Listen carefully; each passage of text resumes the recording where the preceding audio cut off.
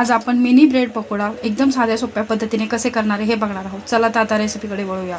बारीक चिरलेला कांदा घेतलाय, कोथिंबीर बारीक चिरलेली, ओवा घेतलाय थोडा आपण, त्यानंतर चवीपुरतं मीठ, मिरची पावडर, गोडा मसाला, धनिया पावडर आणि हळद, बेसन पीठ आणि हे मोठे असे ब्रेड घेतलेले आहेत आपण, ब्रेडच्या स्लाइस।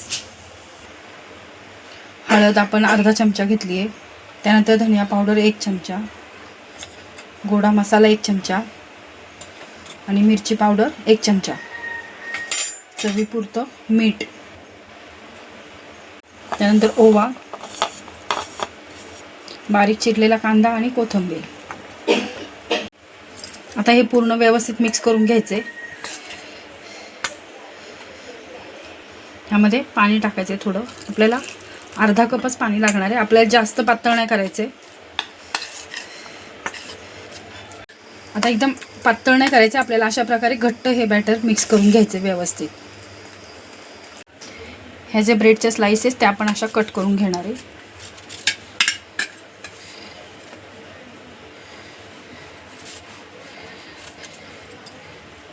चौकोन चौकोन आकार आपण याचे असे कट केलेले आहेत, 2-2 ब्रेडचे। आता आपण हे ब्रेडला लावून घ्यायचे बॅटर पूर्ण अशाच प्रकारे। आता आपण सगळे पहिले लावून घेऊया।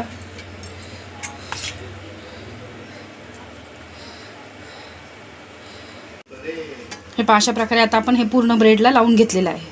पर्यंत कढईमध्ये तेल तापायला ठेवलं होतं। आता आपण हे ब्रेड असे व्यवस्थित असे टाकून द्यायचे हलक्या हाताने।